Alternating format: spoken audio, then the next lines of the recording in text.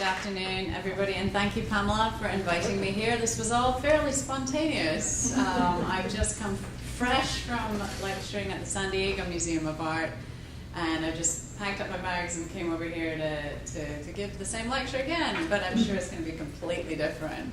So, as Pamela said, I'm an Asian art historian, so I study the history of East Asia primarily, but I've sort of wandered west as well over the years. My main specialty is Japanese art. I studied Japanese language, lived in Japan, fell in love with the art there.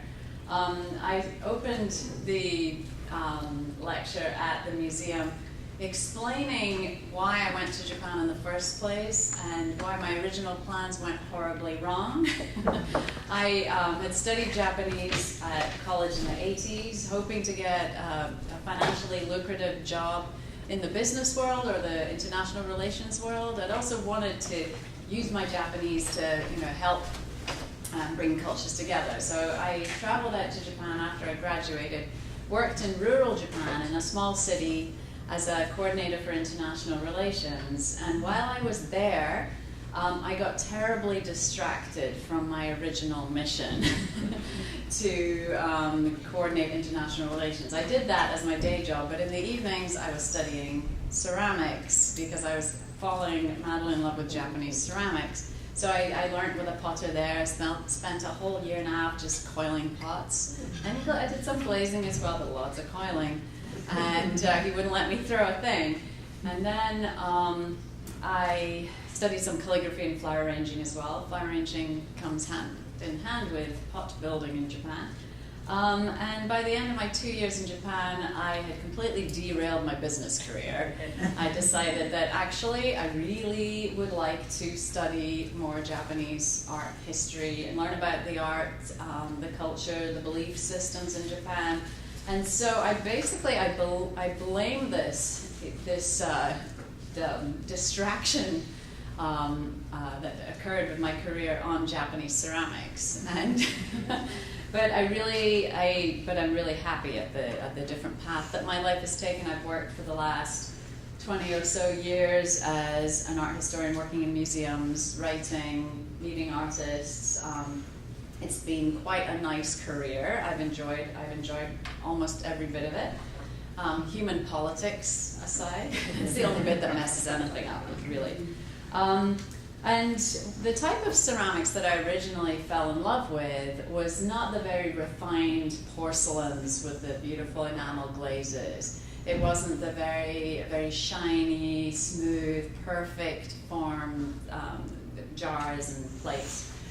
It was the rough and kind of crunchy looking, earthy looking, very irregular ceramics that have been embraced for many centuries in Japan as the sort of the highest form of art. And in fact, remember during some of my research, I remember reading that in the 16th century, when the Portuguese Jesuits were out in Japan trying to recruit more Christians among the Japanese, they were shocked that the most valuable objects in Japan at that time were really rough-looking tea bowls. They remarked on them being more valued than gold in Japan.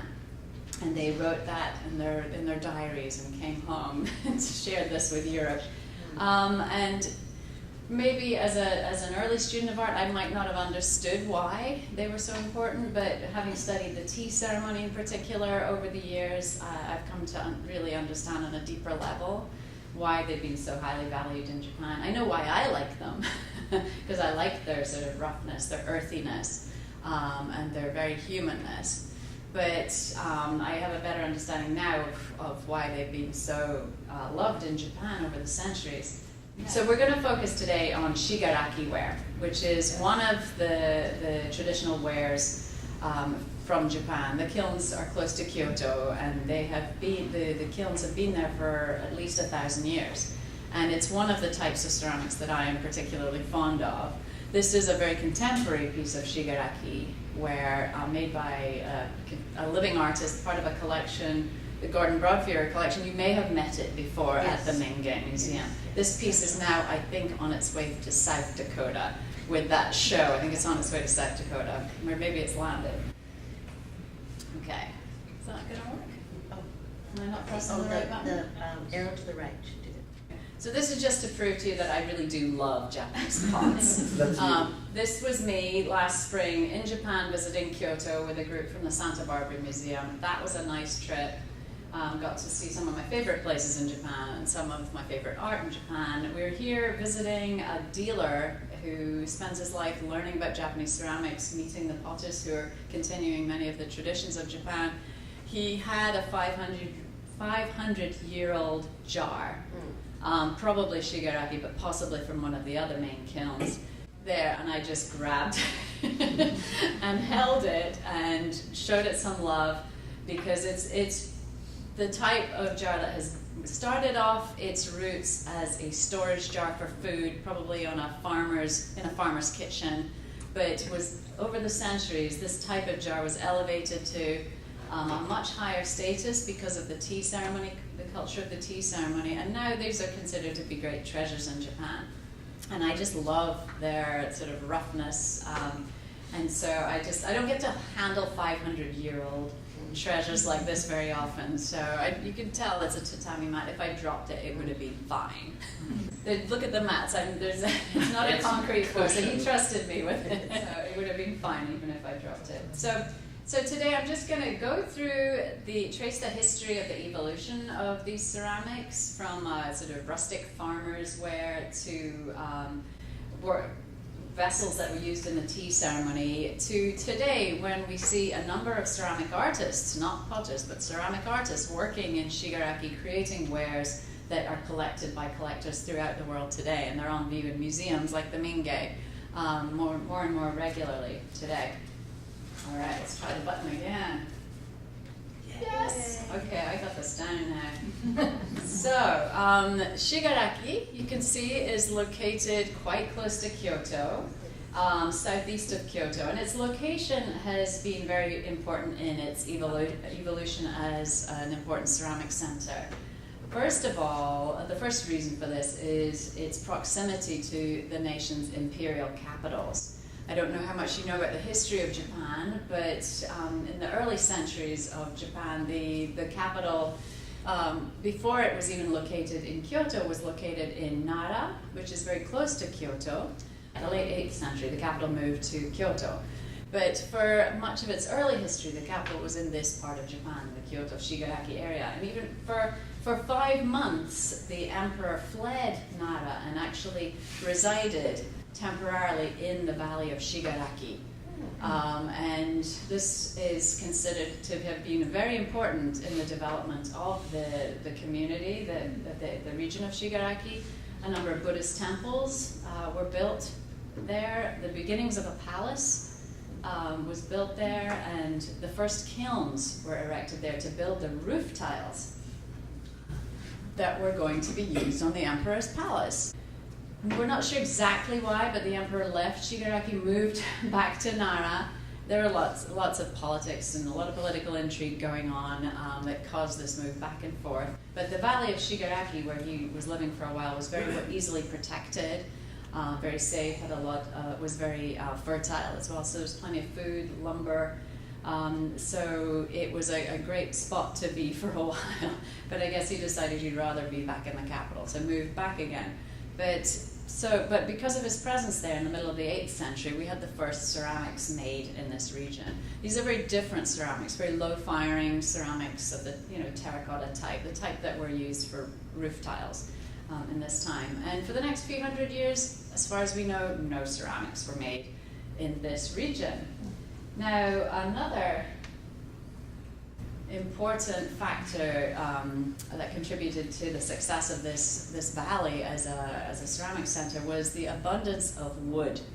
This valley has been full of forests ever since time began, and in particular pine wood has been very abundant there, and that was great for building houses and also for sending to the capital supplies of lumber for building in the capital, and also for offering as tribute to the emperor.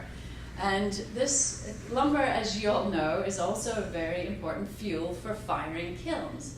So this abundance of lumber nearby was very important in the establishment of the shigaraki kilns. You can see that the fuel, for centuries, the fuel of these kilns has been firewood that is basically all sort of placed in the firebox at the foot of a tunnel kiln that climbs up the side of the kiln. And basically the fire is burnt at the base of the kiln, and the temperature gradually increases and flows upwards in heat rises, exactly, upwards through the kiln. These tunnel kilns were brought to Japan from the Chinese mainland centuries before, and this is the type of kiln that has been used in shigaraki from probably the 12th century all the way through to today. There's another kind of kiln. I think this is just a tunnel kiln, in Japanese anagama, but it's also possible, there are longer versions of these called noborigama, climbing kilns, that have many chambers. And you can fill each chamber, and then there's the sort of firebox, like after the first section, another firebox with stoke holes, and then you put more fuel in as you go up. And so you're basically firing here, and then you're firing all the way up the hill. And the firings typically take about, I believe they take about 4 days traditionally in these kilns, and then the kilns cool for about a week afterwards. They take a while to cool. And as you can tell, the wood is a very important part of this process. And I was thinking about, in China, the Chinese have been making ceramics and porcelains for centuries, and they had huge factories producing ceramics. They still do. And because of this huge sort of industrial complex, anything that China does, they do big. And even 1,000 years ago, they were deforesting large areas of China to fuel their kilns, to produce kilns for their emperor, but also ceramics for their emperor, and also to export. And so there are large areas of China that are bare now that were once forested. With shigaraki, I don't think the production ever got so out of control that they weren't able to renew the resources of wood and also clay that is dug out of the local hills. Which brings me to the clay. This is my terrible photograph of a clay deposit at Shigaraki. I was so excited last spring when I was there. I thought, well, I'll get some photographs to show people what the clay looks like when it's still in the hills. It was pouring with rain, and I was in a bus. So this is my impressionistic view of a Shigaraki clay deposit, so that you can see that that's where it comes from. They dig it out of the hills. It's pretty rough clay. It often has bits of, tree matter in it. It's pretty rough, but it's an excellent clay, and it has served the potters of Shigaraki well. It's the clay itself is very sandy.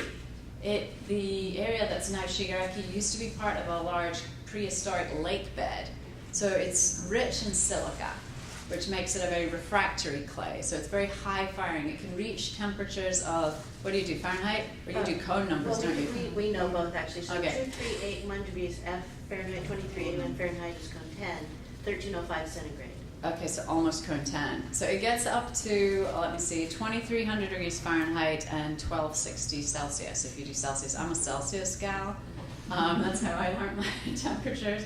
But, so you can get to really high stoneware temperatures, largely because of the silica in the body. It also contains a fair amount of iron. There are a few different types of clay that are dug out of the hills in Shigaraki, but some of the clay here you can see contains quite a lot of iron. And in an oxidizing atmosphere, it fires really rusty brown. It's a lovely warm color. But some Shigaraki wares you'll see, they're fired in a reduction atmosphere, so they're kind of gray, really sort of darker, cooler gray.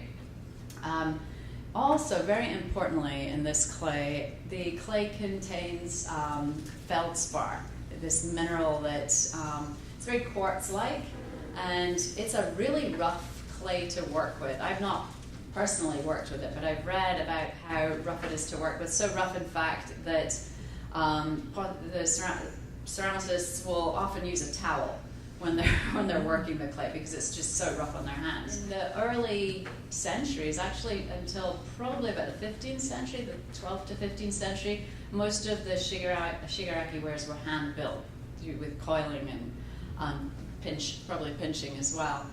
because it would be too rough to throw, because you'd be ripping the flesh of your hands with the feldspar in the clay. So that may ask you, well, why did they like the feldspar in the clay? Because when the pots are fired, the feldspar bursts out onto the surface and creates these wonderful kind of star-like details on the surface of the clay, which is really actually quite beautiful. Again, a little bit rough, so you probably can't stroke that pot as much as you might stroke your other pots, if you do that kind of thing. Not that I do. But anyway, moving on. So it is a little rough, but it does, the Japanese call these hoshi, or stars, that on the surface of the clay.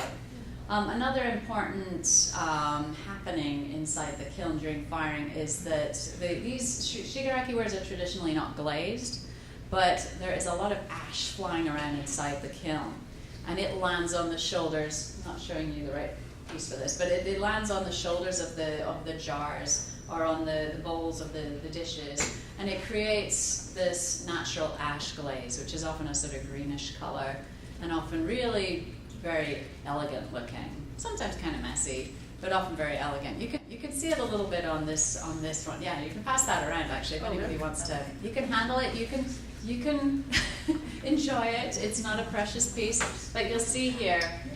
You can see, as you pass it around, you'll see that it has these little bursts of feldspar on the surface. It also has this lovely ash glaze.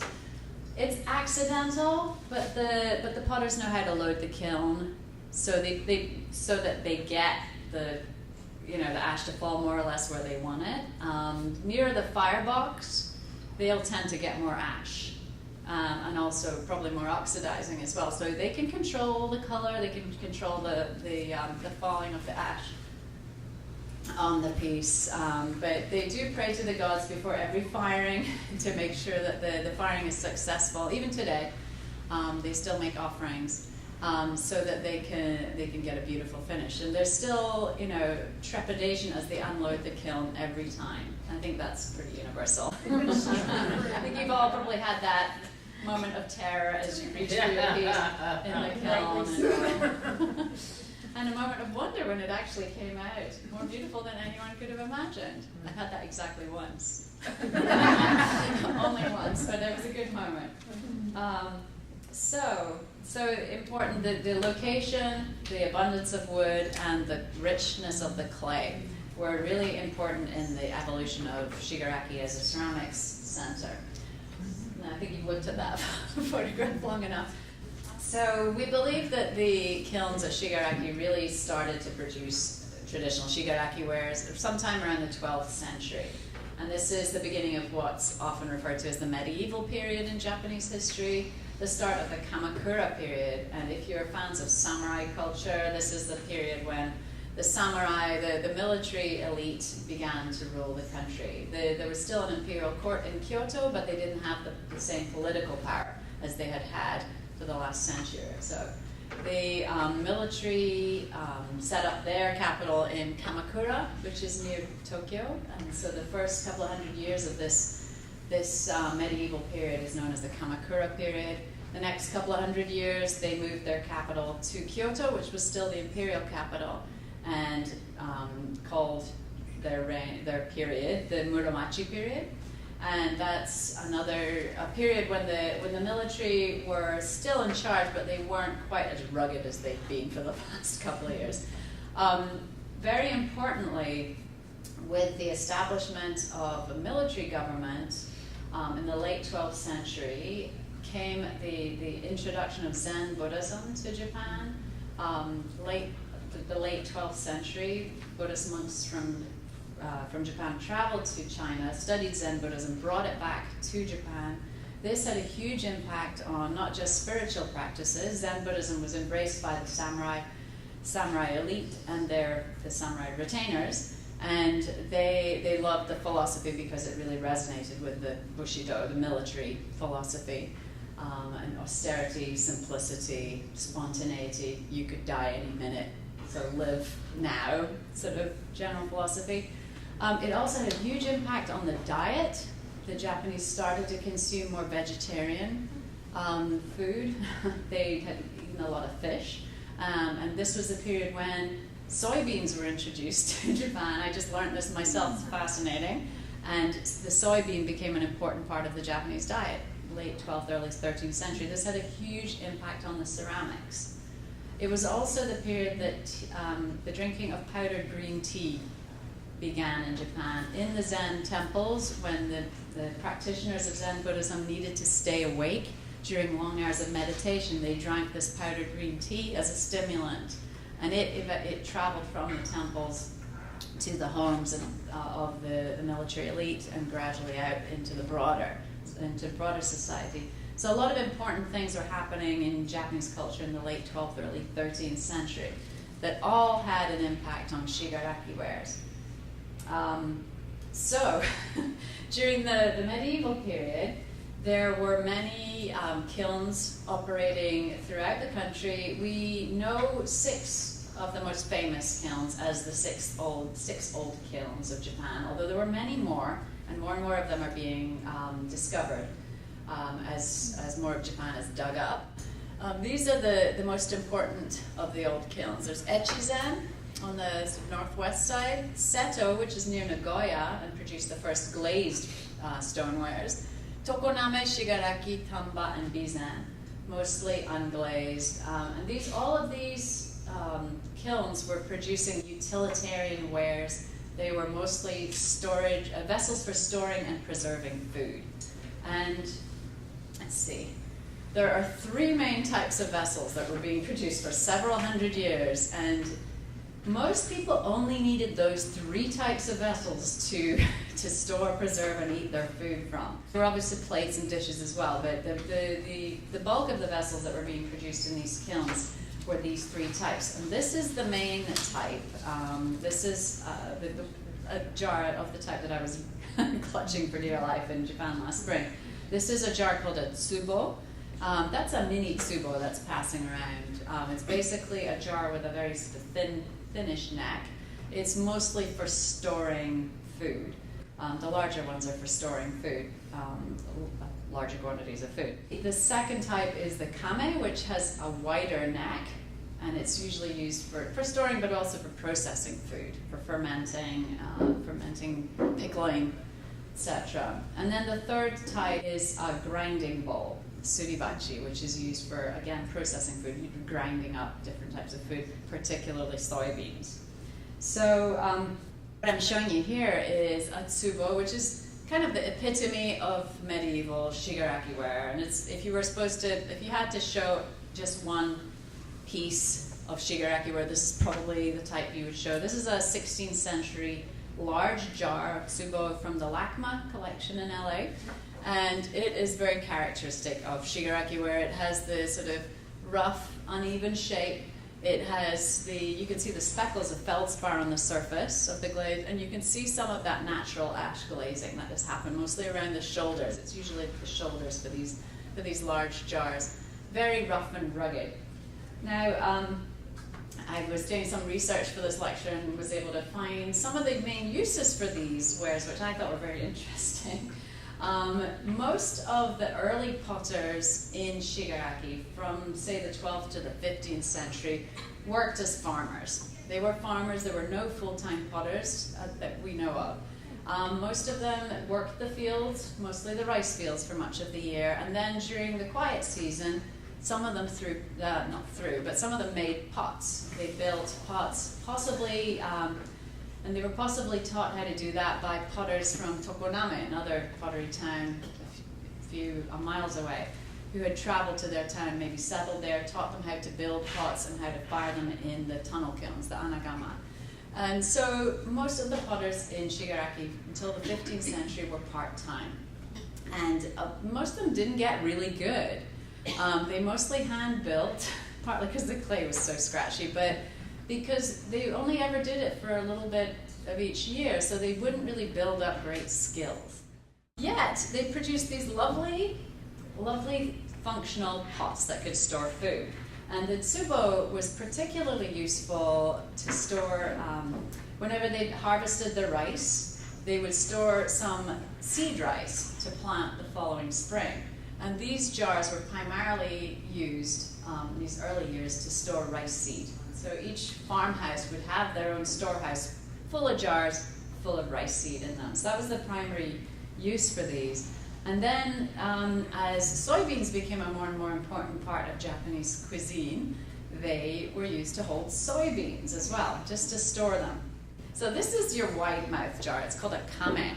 And this is a jar that was used traditionally partly to store foodstuffs, but also to process them. In particular, from the 13th century onwards, we know that these jars like these were used to ferment soybeans to produce miso and its byproduct. Do you want to guess what miso's byproduct might have been? It's a soy product. Very liquid.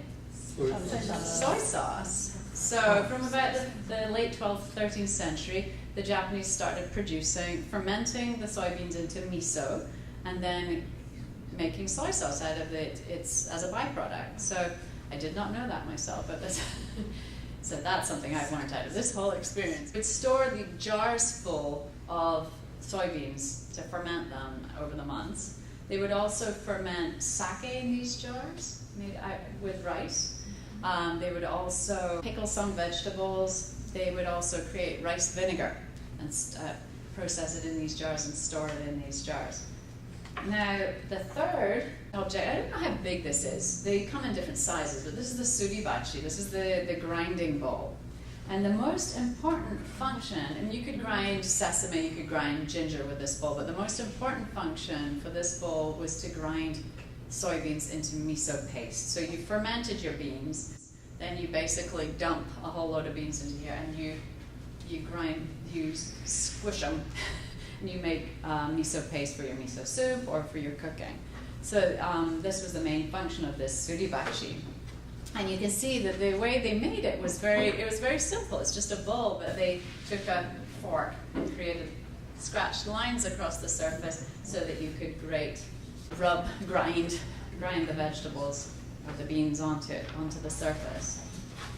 Now, I found a few more interesting facts about some of these vessels. They were mostly used in farm homes and storerooms, kitchens and storerooms, but some of them were made and sent, basically sold to sake breweries. Some of these large jars were sold to sake breweries, and they would ferment their sake there for sale. They would also, have you heard of the No Theater? In Kyoto, in the 14th century, the No form of theater developed under imperial and shogunal patronage. And the No stage is a very resonant stage. When the actor moves across the stage, you can often hear a kind of drum-like sound. And there are people on the stage chanting, the actors chanting, the musicians chanting, actors chanting. Apparently large kame, these shigaraki jars, were sent to the capital for use underneath the No stage to help create resonance. Isn't that crazy? Yeah. So that's something I had not considered, a ceramic vessel form being useful for, but somebody had come up with the idea of, well, let's put some big shigaraki jars under the stage and it'll make it nice and resonant. It's one of those things that you wish you were in the room when they figured that out. And another use for smaller jars, which was fairly universal, and not just the shigaraki jars were used, but most of the kilns were used, commissioned by Buddhist temples. They would use them as burial jars for cremated remains, because within Buddhist traditions, remains are cremated and then those are buried. A lot of those have been dug up from ancient cemeteries and palace grounds in the region. As I mentioned, with the advent of the military rulers in the late 12th century, you also got the beginning of powdered green tea drinking in Japan. Tea was drunk prior to this time, but powdered tea that's whisked up in hot water and then drunk as a foamy, kind of soupy drink, that only began in the late 12th, 13th century in the Zen Buddhist temples. And as I said, it gradually emerged from the temples. The various military rulers started drinking the tea at home, enjoying it in a secular environment. They also started having parties in their homes and in their castles. inviting people to come and play tea guessing games. So they'd have their guests come in and they'd have a number of bowls laid out in front of them and they'd have to guess where the tea in each bowl came from. So this tea competition started. There was also some custom that involved bathing, which I've never really got a good description of, but it involved tea and bathing and rowdy parties in military villas. I'm not quite sure what the bathing was, but they have a tradition of bathing in Japan. So communal bathing and tea drinking, it sort of works. Gradually in the 13th, 14th century, the same military lords who were having their friends come over to guess the tea and were also collecting a lot of very valuable things from China, including tea bowls, beautiful, very sophisticated Song Dynasty tea bowls from a couple of hundred years earlier. They were already antiques in China and using those to hold the tea. They were also decorating the rooms with Chinese paintings and Chinese bronzes and lacquerwares and other treasures from China. And they were hiring curators, connoisseurs, to help them collect these items from China and display them in their homes. This is how the tea ceremony began, as a very kind of show-offy party involved in the large reception rooms of these military lords. Gradually, the connoisseurs were chosen for their austerity and Zen ideals, and gradually the parties became more and more refined and simplified, and the tea masters who supervised them, who practiced Zen Buddhism themselves, they gradually made the rooms much more bare, much more austere, really simple matted rooms, maybe one scroll, one flower, and they started focusing on less fancy tea bowls and other tea wares, started to incorporate more rustic, rugged wares into the tea ceremony. This is where shigaraki comes back into the story. One of the early tea masters in the 15th century, his name was Murata Juko. He had trained as a Zen monk and he espoused Zen ideals. And he still used sort of elegant Chinese tea bowls and other Chinese wares in the tea ceremony. But he started encouraging his followers, other practitioners, to use shigaraki jars, the type of jars that would hold the rice grain and the soybeans, use them to hold tea leaves, not the powdered tea itself, which would be held in a small caddy, but the large tea leaves, unground tea leaves. And they would have those close by, not quite in the tea room, but close by. And so suddenly in the 15th century, there was a rise in the demand for these tea jars, new tea jars. And in particular, shigaraki did well out of this because many of the best tea was grown very close by in Uji, close to Kyoto. And a lot of the people who wanted the tea and the tea jars were in Kyoto. And so shigaraki, so many more potters, well, some potters actually quit their day job as farmers, started making these tea jars full-time. They started using the wheel to speed up the production, and they sent them to Kyoto. It's okay, we need a bit of drama. So this 15th century proclamation that these jars should be used for tea leaves really boosted the local industry, so that you had a lot more people focusing on ceramic production now in shigaraki and creating these jars, not for their community, but to send to Kyoto, to tea aficionados in Kyoto, so they could store their lovely, freshly cut Uji tea leaves. So this is Murata Juko. Here is an example of one of those tea jars. This is at the Metropolitan Museum. I'm showing you the one in LACMA's collection, the one in the Metropolitan Museum, so you can see that these are actually important things. Our big museums have these because they're important. This is a particular rough-looking jar. It's 14th, 15th century, so it's exactly the period we're talking about when these jars were first used to hold tea leaves. Very, very rough-looking tsubo.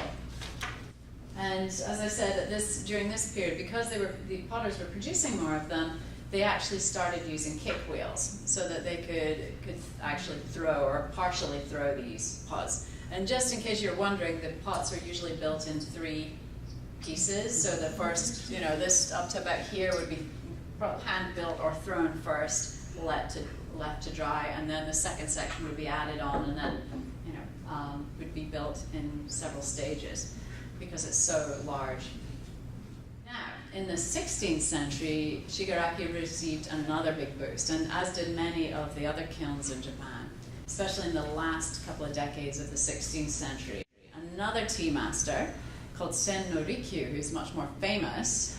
If you get a chance to see this amazing movie, Death of a Tea Master, it's just called Rikyu in Japanese, Death of a Tea Master, I think in English.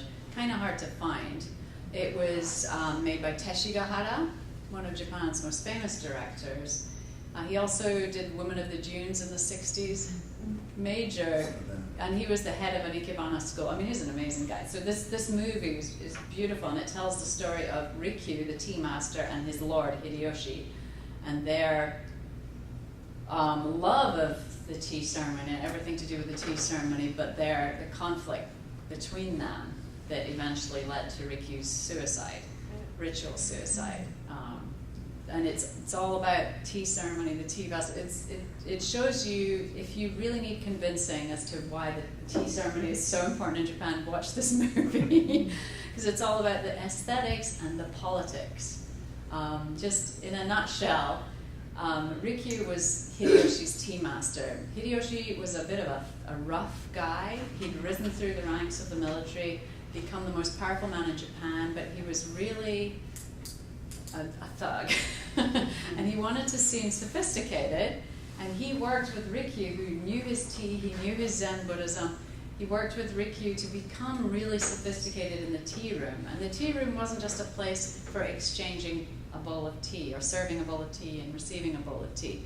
It was a place in the late 16th century. If you've watched Kurosawa movies, most of them are set during this period. This was a period of great unrest in Japan when there were 250 different domains, provinces throughout the country vying for political power.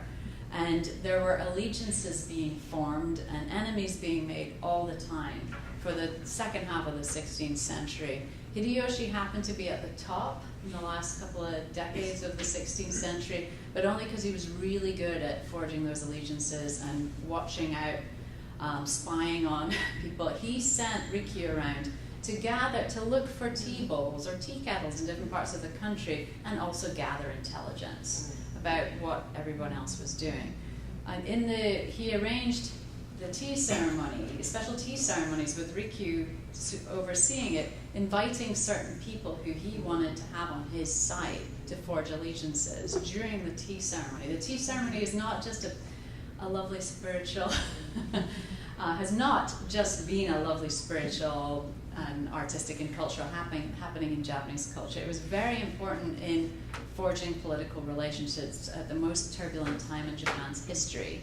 And that was the time when the Jesuits were also there, and they were noting how valuable a tea bowl was to the Japanese. And this is because somebody like Hideyoshi was, if his retainer had been particularly loyal, he wouldn't reward him with a tract of land. He would give him a tea bowl or a tea caddy that was very special. And there are stories of these retainers falling down in tears, thanking him for this great honor. And really, he was very clever. He hadn't given away any land, any territory, just given away a tea bowl. But it was imbued with so much meaning that it was the greatest of all gifts. And many of these gifts, these tea bowls and tea caddies, are now national treasures in Japan from that period when they were so highly valued, because they suggested an affiliation with a particular leader. They also suggested cultural sophistication at a time when it was really important to be sophisticated and to know the type of tea you were drinking, what that painting was that was hung specially on the wall, what type of flower that was, and to dress seasonally appropriately. All of the little details in the tea ceremony are incredibly important to show that you belonged there. So I'm sort of rambling a little bit about the tea ceremony. But and Sen no Rikyu was an incredibly powerful part. He was kind of like the minister of culture. in the late 16th century as Hideyoshi's tea master. He dictated what was important culturally. And he decided that the more rustic, austere, simple types of ceramics should be the most important ceramics. They should be valued most in the tea ceremony. And this was according to an aesthetic that emerged from Zen Buddhism called wabi, which I'm sure a lot of you have heard before. Wabi, it doesn't translate perfectly into English, but I translate it as a sort of symbolic poverty. Something that is wabi looks like it should belong on the table of a farmhouse. It looks really rustic and austere and humble. It was probably made by the most celebrated potter of the day. It probably cost like thousands and thousands of dollars, but it looks like it doesn't. So that's an important part of the whole wabi aesthetic, is that it isn't necessarily something that didn't cost very much that you got in a yard sale. It probably cost you a lot, but it doesn't look like it did. So Rikyū encouraged the use of wabi-style tea bowls and tea caddies and flower vases and other ceramic vessels in the tea ceremony. Created this whole type of tea called wabi-cha, wabi-style tea. And this is where rakuware began its life. He worked with a potter on the grounds of Hideyoshi's palace in Kyoto that was called the Ju Rakudai. And they took the name of the palace, and the potter who was making these really rustic-looking tea bowls for Rikyū to use with Hideyoshi called these wares rakuwares. And they were fired with this very special process that I'm sure you're aware of. It's been changed. International rakuware is not quite the same as traditional Japanese rakuware, but these are really very, very valuable now, national treasures in Japan. This is a shigaraki tea bowl, one of the first shigaraki tea bowls. It dates to the late 16th century. Now you see this very rustic, this clay and natural glaze being used to create very humble-looking tea bowls that would have been. This would have probably sold for more than a tea jar would have sold, because the market's different. So the shigaraki potters, so because of the interest in these sort of crunchy, rough-looking tea wares, shigaraki potters started producing a lot more tea bowls, flower vases, water jars. How big is that? This would just sit in your hand. It would just, I can't remember where this one is actually. Shigaraki tea bowl. I didn't put the collection, but it's this fairly standard size. I mean, they vary a little bit, but they sit comfortably in your hands.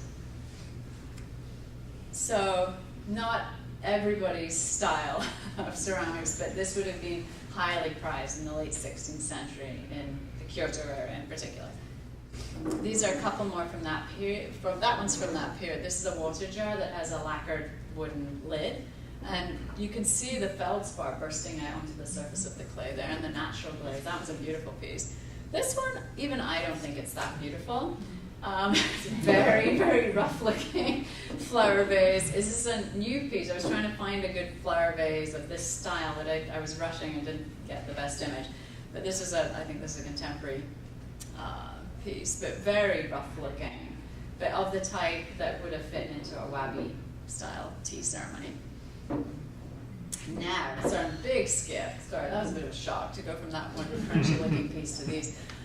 So for several hundred years, the shigaraki potters continued to make the utilitarian wares, which had now, some of them had now been promoted to tea wares. For example, the tsubo even found its way into the tea room. So it wasn't just used as a jar for tea leaves, but was increasingly used as a flower vase in the alcove of a tea room, or a flower vase greeting guests as they came in. So now you often go into a Japanese home and there might be an umbrella holder right at the entrance when you come in. So they continued during the Edo period, so right through to the late 19th century, creating the functional wares, but also creating tea ceremony wares. And I think they did pretty well. And then Japan opened up to the West in the late 19th century. A lot of Western influence poured into Japan. A lot of Japanese lifestyle changed as the Japanese started to change the way they dressed. They became interested in different types of art.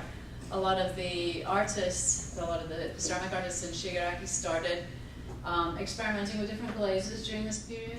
This is the type of ceramic that they thought was superior because they were seeing what the Westerners liked, and they started creating more glazed wares. Now if you go to shigaraki, you visit shigaraki, you'll see a lot of wares like this. You will get to the crunchy looking wares as well, but you'll see a lot of these on display outside, mostly flower pots in fact. If you go there now, this is a kame actually, a wide-necked, wide-mouthed jar that was made in the late 19th century with this white glaze with green streaks, I guess. This is a hibachi, a brazier, and in the late 19th century, a lot of shigaraki potters turned their hands to making these large braziers and glazing them with this beautiful, vivid blue. And for a while, the shigaraki potters were apparently creating a good, like 80% of the country's braziers, ceramic braziers, shipping them around the country. This went on until the end of World War II, when most Japanese homes were rebuilt with electricity. And most homes didn't need a brazier to keep the house warm and boil the tea anymore. So suddenly, shigaraki potters needed to think of something else to make in the 50s to replace all these very lucrative braziers. And so they turned to making a lot of flower pots and planters. So you see a lot of that whole another style of shigaraki ware now. Have any of you ever been to shigaraki? Yeah. Do you remember these guys? Oh yeah. These are another part of the shigaraki tradition. I first went to shigaraki when I was a student in 1988. And this is what I saw. This is what I photographed as a student. I had not become an art historian yet. I was just like, oh my goodness, what are these guys? And these are kind of the Japanese equivalent of the garden gnome. They are called tanuki, and tanuki are these raccoon dogs, which actually exist in real life. Raccoon dogs are kind of like badgers, somewhere between a badger and a raccoon. They're real animals, and they are around in Japan. I've never met one personally. But they are also really important characters in Japanese folklore. Along with the fox, these are the two trickster characters in Japanese folklore. The tanuki in particular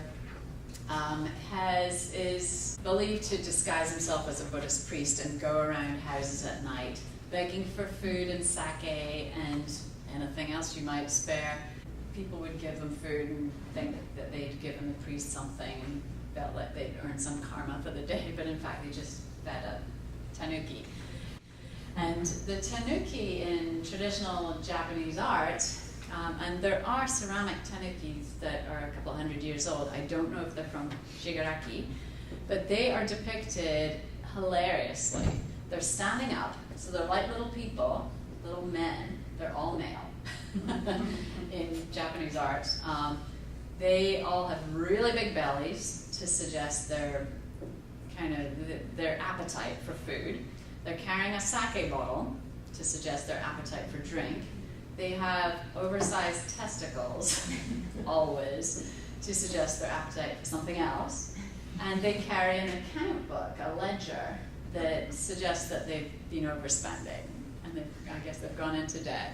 And these characters are really quite beloved in Japanese folklore, and they are made by the thousand in shigaraki now, and I can't quite for the life of me figure out why. I've been looking for a start date for these tanukis in Japan. The best story I could find was that in 1936 the emperor was going to be visiting shigaraki, and for some reason the people thought it'd be really funny, instead of lining people up along the roads to line tanukis, these guys to greet the emperor as he came into the village. I found that a little hard to believe, but it's a good story. You know, if you think about what they represent. But mostly they're considered to be lucky. And so you'll see them outside a lot of homes. If you often don't meet Japanese people with gardens, especially if you visit them in Tokyo. But if you go out to more rural parts of Japan, smaller towns, and people have gardens, you'll often see a tanuki, a ceramic tanuki, probably from shigaraki, in their gardens. So I'm showing you that because this is what I first saw when I went to shigaraki 30 years ago. And then this is what I saw last year. So I feel like I've come a long way.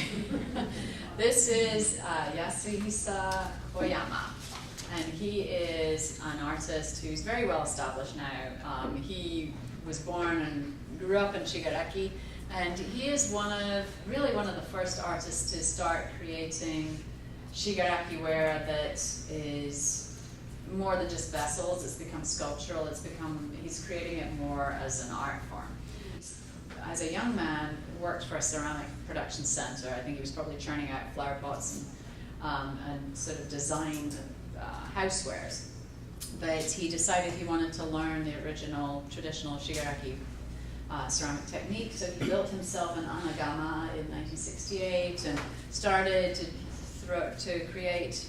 throw pots and create more traditional style shigaraki ware using the local clay and firing techniques. And he had a solo show in a department store in 1972, which is apparently quite groundbreaking because he was sort of merging traditional shigaraki styles with his own contemporary style, and apparently everything sold out in half an hour. That happens sometimes, I guess. So that inspired him and a lot of other ceramic artists to start creating wares that could be a bit more artistically inclined, not just vessel forms. So these are a couple of sculptures that are still kind of vessel forms, but they've evolved into something more. They're clearly abstract sculpture. Possibly there's something flame-like going on with these forms. They remind me of very ancient Japanese ceramics, Jomon-style ceramics that have a lot of decoration around the rim. And I think there's a little bit of a sort of look backwards in these wares. They're also celebrating stoneware.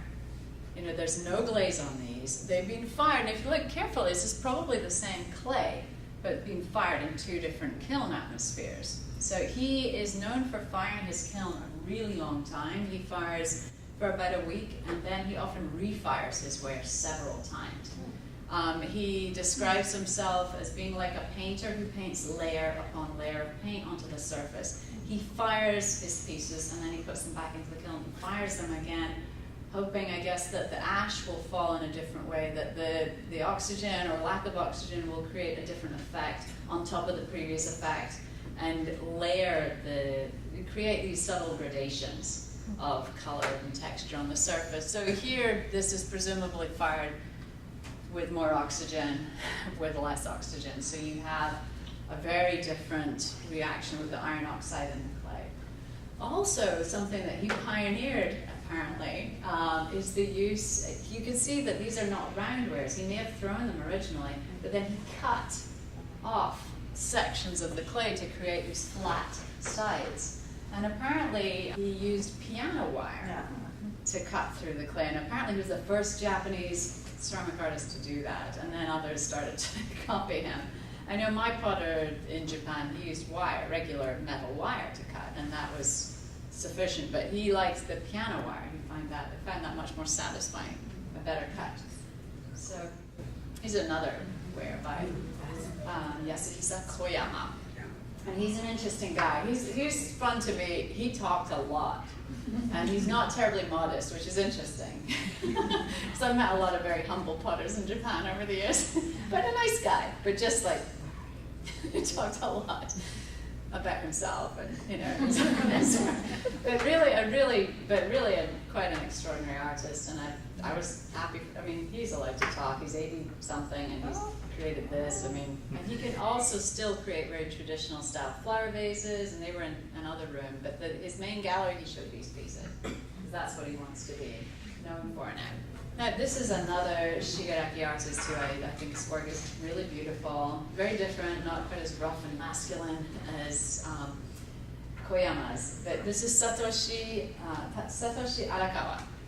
And he was originally from northern Japan, but loved shigaraki ware so much that he came down to shigaraki and got an apprenticeship with a shigaraki potter.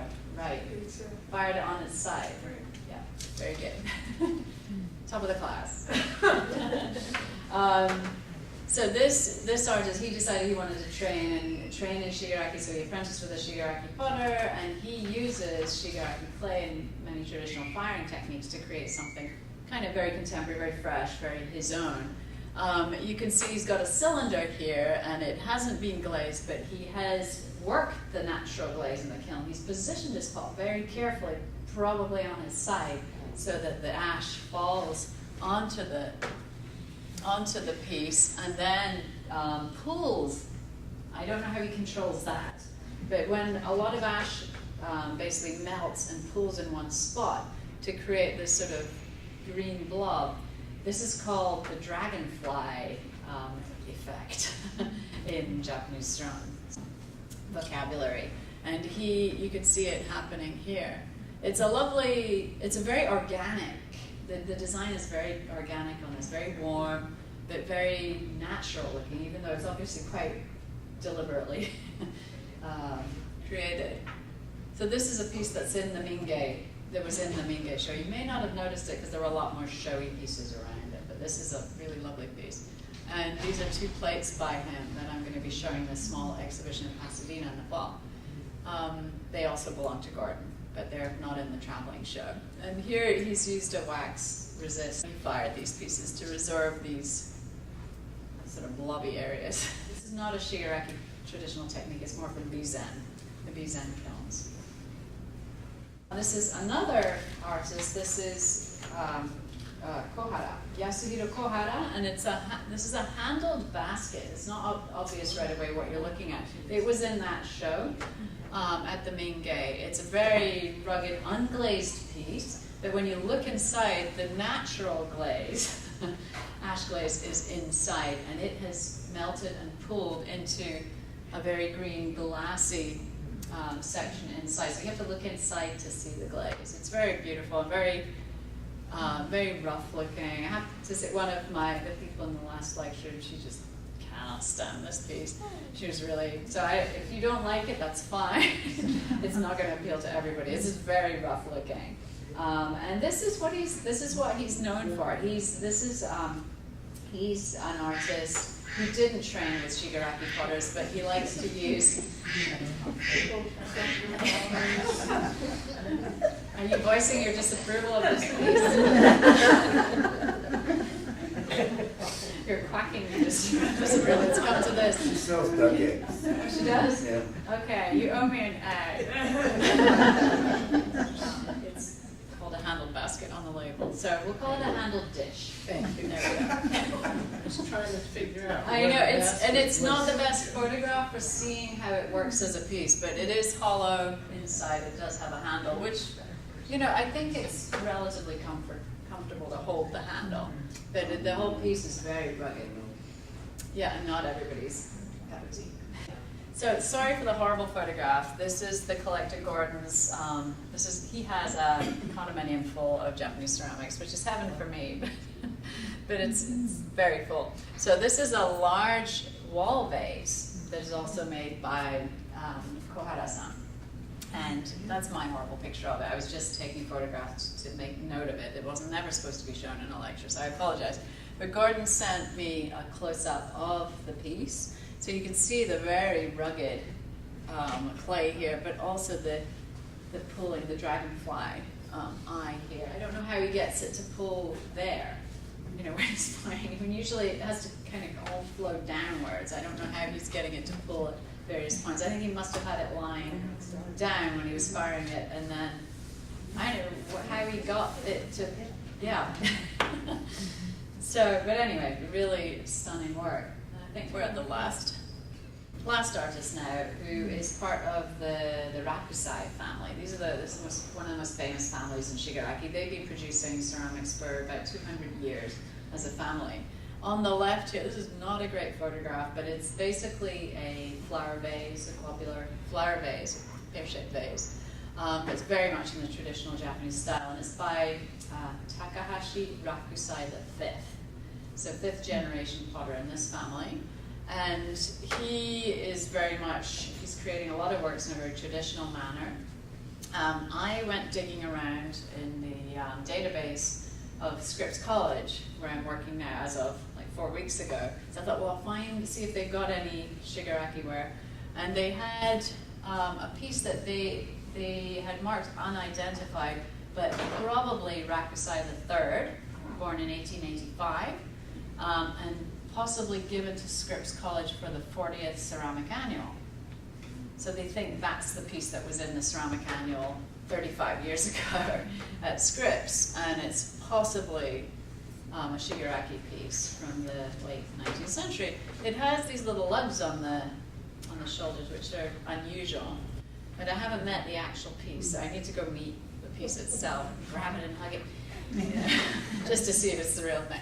But so that may be his grandfather's piece. That was my point here. Rakusai the Fourth was probably the most famous of all the shigaraki potters, like that we know the name of. And he was awarded the status of intangible cultural property by the Japanese government. He is still alive, I believe, but he is elderly now, so he's handed over his practice to Rakusai the Fifth, who took his name. And, he has a different name until he becomes Rakusai the Fifth. And so his son will have a different name now, but then when he passes the title on to him, he'll become Rakusai the Sixth, if all goes well. And this is a lovely piece by Rakusai the Fifth, who is himself in his 60s, I believe, possibly 70. So he's not a young thing.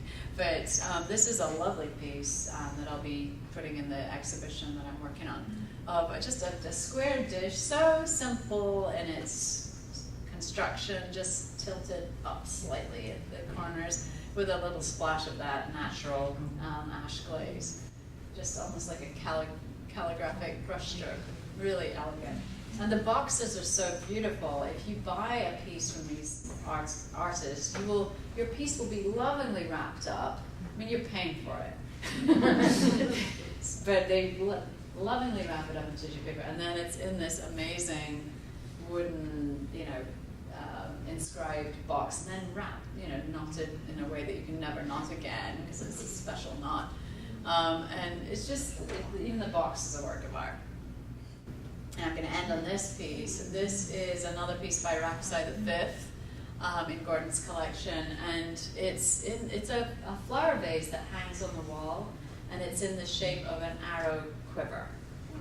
So a very playful form, not traditional, but showing that this artist is, he's clearly using the same clay materials, techniques, but he's having a little bit of fun with the form, and I just love the originality of this quiver bowl vase, and I love what Gordon did with the flowers here. So I wanted to end on this lovely image, just in case you didn't really like shigaraki.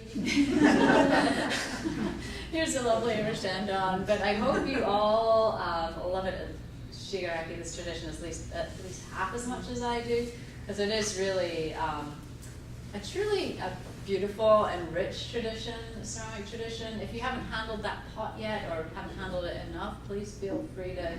There it is. It got stuck in that corner there. Anybody not have But it is. If you have any questions, I'm happy to take the questions. But I'm also happy to end there, because I know a lot of you have to leave now. But thank you so much for your patience and your